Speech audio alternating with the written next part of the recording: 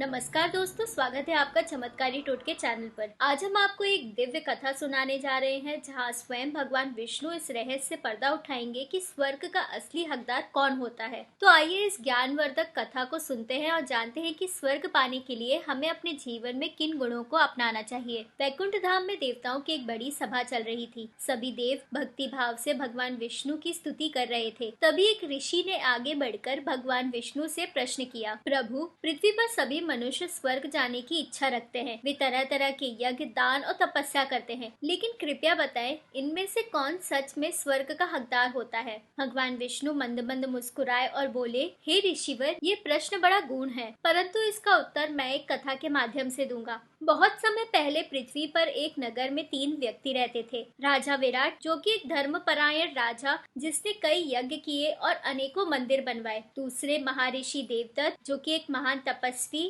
जिसने जीवन भर कठोर तप किया। और सुदामा, एक साधारण किसान जो अपने जीवन में सच्चाई, प्रेम और करुणा का पालन करता था। तीनों की मृत्यु एक ही दिन हुई और वे यमलोक में पहुंच गए। यमराज ने जब तीनों को देखा तो उन्होंने स्वर्ग और नरक के द्वार की ओर इशारा करते हुए कहा, तुम तीनों में से कौन स्वर्ग में जाएगा, ये निर्णय आज होगा। बताओ, तुमने अपने जीवन में कौन कौन से पुण्य किए हैं। राजा विराट गर्व से आगे आए और बोले, हे यमराज, मैंने सैकड़ों यज्ञ किए, हजारों ब्राह्मणों को दान दिया और अनेकों मंदिरों का निर्माण करवाया। क्या मैं स्वर्ग का हकदार नहीं हूँ? यमराज ने भगवान विष्णु की ओर देखा। भगवान विष्णु बोले, राजन, ये सत्य है कि तुमने अनेक यज्ञ किए और दान किया, परंतु क्या तुमने कभी किसी भूखे को अपने हाथों से भोजन कराया? क्या तुमने निस्वार्थ भाव से किसी की सहायता की? राजा विराट कुछ क्षणों के लिए चुप हो गए। उन्होंने यज्ञ और दान तो किए थे, परंतु उनका उपदेश केवल यश और प्रसिद्धि प्राप्त करना था। तब यमराज बोले, राजा विराट, तुम्हारे पुण्य कार्य सराहनीय हैं, लेकिन स्वर्ग का द्वार केवल उनके लिए खुलता है जो निस्वार्थ भाव से दूसरे की सेवा करते हैं। अब महर्षि देवदत्त आगे आए।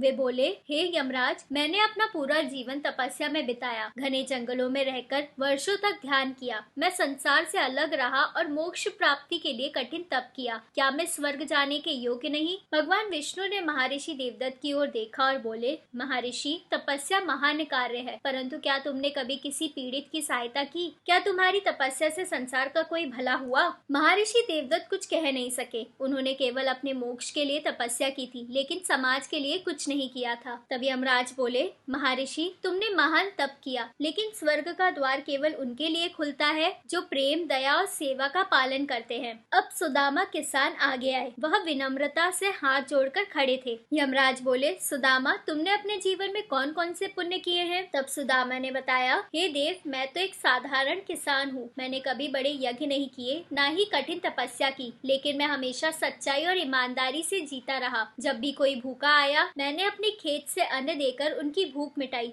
जब कोई दुखी आया, मैंने उसके आंसू पोंछे। मैंने कभी किसी से बैर नहीं किया और सदा प्रेम और करुणा का पालन किया। भगवान विष्णु प्रसन्न हो गए और बोले, सुदामा, यही सच्चा धर्म है। जो बिना स्वार्थ, प्रेम और करुणा के संसार की सेवा करता है, वही स्वर्ग का असली हकदार होता है। यमराज ने तुरंत स्वर्ग के द्वार खोल दिए। स्वर्ग की अप्सराएं देवता सुदामा का स्वागत करने आए। भगवान विष्णु ने सभी को संबोधित करते हुए कहा, स्वर्ग केवल ज्ञान, दान और तप से प्राप्त नहीं होता। सच्चा स्वर्ग उन्हें ही मिलता है जो निस्वार्थ भाव से सेवा, दया और प्रेम का पालन करते हैं, जो दूसरों के दुख को अपना दुख समझते हैं और बिना किसी लोभ के सेवा करते हैं। वही स्वर्ग जाने का सच्चा अधिकारी होता है। राजा विराट और महर्षि देवदत्त ने अपनी भूल स्वीकार की और सुदामा से प्रेरणा लेकर प्रेम और सेवा का मार्ग अपनाने का संकल्प लिया। तो मित्रों, इस कथा से हमें ये सीख मिलती है कि केवल बाहरी कर्म नहीं, बल्कि निस्वार्थ प्रेम, सेवा और सच्ची श्रद्धा ही स्वर्ग का असली मार्ग है। अगर आपको ये कहानी पसंद आई हो तो लाइक, शेयर और सब्सक्राइब जरूर करें।